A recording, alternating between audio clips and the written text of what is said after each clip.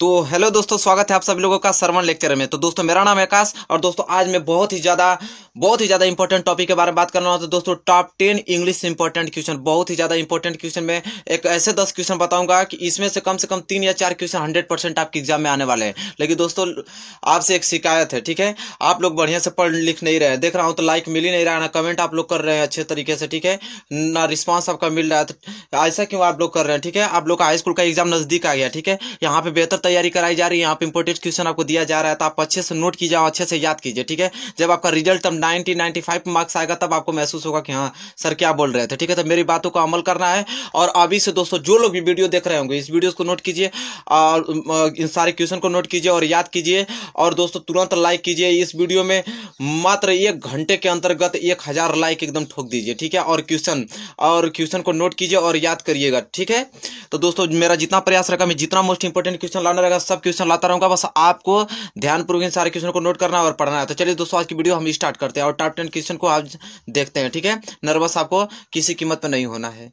तो चलिए दोस्तों, आज के हम क्वेश्चन नंबर पहले की ओर बढ़ चलते हैं। और क्वेश्चन नंबर पहला आप देखिए, मैं हिंदी और इंग्लिश, देखिए कुछ बच्चे ऐसे थे जो कि इसका अर्थ नहीं जानते थे, तो उसके लिए मैं हिंदी भी लाया हूं। बताइए अब कितना मेहनत मैं करूँ, और आंसर का भी मैं हिंदी लाया हूं, ठीक है? तो आपके लिए इतना मेहनत कर रहे हैं भाई, तो आप लोग भी रिस्पांस उतना ही दीजिए ताकि हम लोग का हौसला भी बढ़े, ठीक है? तो क्वेश्चन नंबर पहला आप लोग नोट कीजिए। क्वेश्चन नंबर पहला दोस्तों यह है कि व्हाट ग्रेट क्वालिटीज ऑफ सुकरात brought out in the lesson appear to you must, ठीक है?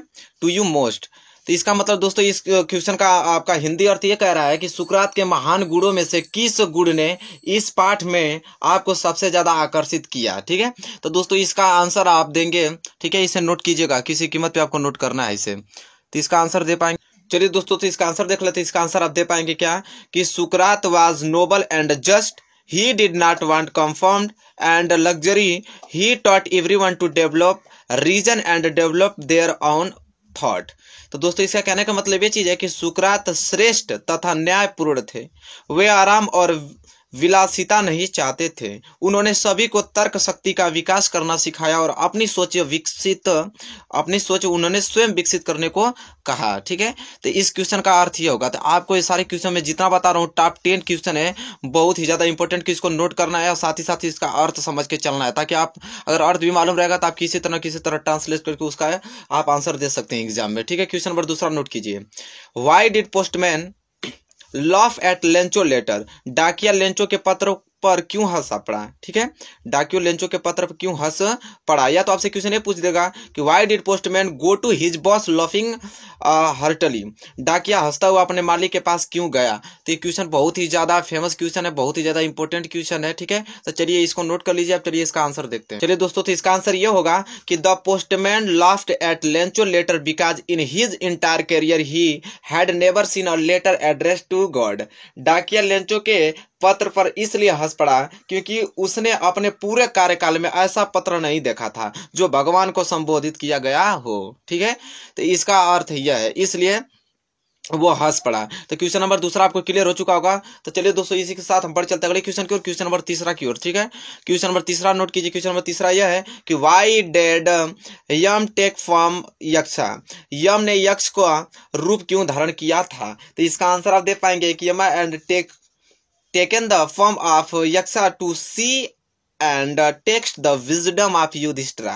युधिष्ठिर को देखने तथा उनकी बुद्धिमानी की परीक्षा लेने के लिए यम ने यक्ष का रूप धारण किया था, ठीक है? उम्मीद करता हूं दोस्तों आपको सारा चीज क्लियर हो रहा होगा, ठीक है? तो क्वेश्चन नंबर तीसरा भी आप लोग नोट कर लिए होंगे। तो चलिए इसी के साथ बढ़ चलते हैं अगले क्वेश्चन की ओर, क्वेश्चन नंबर चौथे की ओर। क्वेश्चन नंबर चौथा देखते हैं। यहाँ पे क्वेश्चन नंबर चौथा वेरी इंपॉर्टेंट क्वेश्चन है कि why did Nehru ji want to the major portion of his ashes एक्सकेटेड over the field of India. Nehru ji अपने शरीर की राख के ज्यादातर हिस्से को खेत के ऊपर क्यों बिखेर देना चाहते थे? तो चलिए, बहुत ही ज्यादा इंपॉर्टेंट पॉपुलर क्वेश्चन है दोस्तों। तो चलिए इसका मैं आंसर आपको बताता हूँ किस प्रकार आप इसका आंसर लिखेंगे। तो चलिए दोस्तों, इसका आंसर आप किस प्रकार लिखेंगे, देखिए आपको आंसर में लिखना है कि Nehru ji wanted his ashes to be scattered over the field of India so that it get mix of with the soil and he became and important the variable part of India. Nehru ji शरीर की राख को भारत के खेतों के ऊपर बिखेर देना चाहते थे ताकि ये उन खेतों की मिट्टी के साथ मिल जाए और वह भारत का एक महत्वपूर्ण एक अभिन्न अंग बन जाए, इसलिए वो अपने शरीर की मिट्टी को में मिलाना चाहते थे खेतों में। ठीक है, तो दोस्तों इसका आंसर ये होगा। उम्मीद करता हूँ कि इसका क्वेश्चन आप लोगों की क्लियर हो चुका होगा। क्वेश्चन नंबर 4 चलिए इसके साथ बढ़ चलते हैं अगले क्वेश्चन की ओर, क्वेश्चन नंबर 5 की ओर। और क्वेश्चन नंबर 5 पढ़ते हैं कि whose sons were Nakul and Sahadev. Nakul और सहदेव किसके पुत्र थे? तो वेरी सिंपल क्वेश्चन है दोस्तों, एग्जाम में तो बहुत ज्यादा पूछता है, तो बहुत सिंपल इसका आंसर आप दे पाएंगे कि नकुल एंड सहदेव वर माद्री सन। नकुल और सहदेव माद्री के पुत्र थे। तो ये क्वेश्चन नंबर 5 है। ठीक है, तो दोस्तों उम्मीद करता हूँ कि अब तक क्वेश्चन नंबर 1 से लेकर क्वेश्चन नंबर 5 तक बिल्कुल आप लोगों को समझ में आ गया होगा और उम्मीद करता हूँ कि आप लोग नोट भी कर लिए होंगे। उम्मीद करता हूँ कि लाइक भी कर दिए होंगे, शेयर भी कर दिए होंगे, आप लोग कमेंट भी कर दिए होंगे।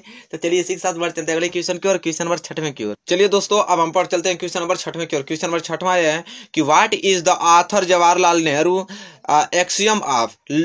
लेखक जवाहरलाल नेहरू किस बात को लेकर उत्सुक हैं? चाहे तो आपको क्वेश्चन ये देगा कि what according to Nehru should India get rid of. Nehru ji के अनुसार भारत को किससे छुटकारा पाना चाहिए? ये दोनों क्वेश्चन में से कोई भी क्वेश्चन आ जाए उसका आंसर आप वही लिखना है जो मैं अभी बताऊंगा आपको। तो इसका आंसर देखिए किस प्रकार है, बहुत ही सुंदर इसका आंसर है कि the author Jawaharlal Nehru is एनेक्सियस of the time when India would get rid herself of the custom and the old traditional with the constraint her the divide he people। ठीक है, तो इसका आंसर आप इस ढंग को लिखना है। इसका अर्थ भी बता देता हूँ, अर्थ भी आप जानते रहिए कि लेखक जवाहरलाल नेहरू उस समय को लेकर उत्सुक हैं जब भारत स्वयं को उन प्राचीन परंपराओं एवं रिविजनों से पूरी तरह मुक्त कर लेगा जो उसे जकड़े हुए हैं। वो उसके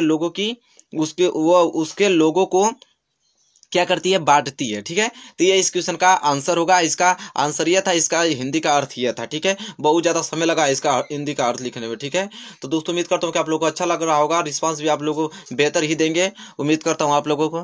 ज्यादा से ज्यादा इस क्वेश्चन को शेयर कीजिए ताकि सब स्टूडेंट के पास पहुंच जाए, ताकि सबका भला हो। ठीक है, अपने भला में मत सोचिए। चलिए क्वेश्चन नंबर 7 क्वेश्चन नंबर 7 दोस्तों यह है कि देखिए क्वेश्चन नंबर 7 बहुत ही ज्यादा इंपॉर्टेंट है। इससे 2-3 तरह से क्वेश्चन पूछा जाता है, कोई भी तरीका आपके क्वेश्चन में आ सकता है।